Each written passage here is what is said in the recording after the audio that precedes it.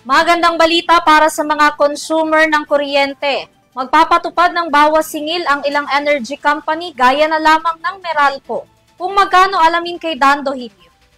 Ginhawa para sa mga consumer ng kuryente. Matapos ang 2 buwang sunod-sunod na taas singil, inaasahan ang pagbaba ng bayarin sa kuryente ngayong buwan ng Setyembre.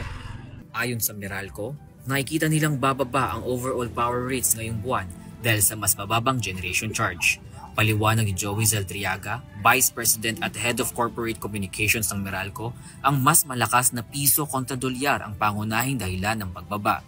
Dahil dito, bumabari ng gastusin ng mga supplier na nakadenominate sa dolyar.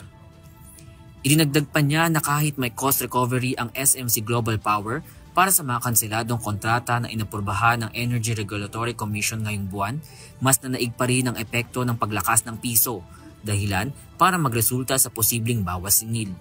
Matatandaang nitong Agosto, nagtaas ng 0.6268 pesos per kilowatt hour ang Meralco, dahilan para umabot sa 13.27 pesos per kilowatt hour ang bayarin ng tipikal na kabahayan mula sa 12.64 pesos noong Hulyo.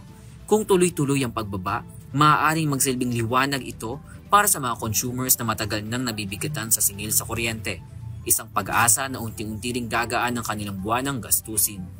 Para sa EuroTV News, Dando Hilio, sumasaludo sa bawat Pilipino.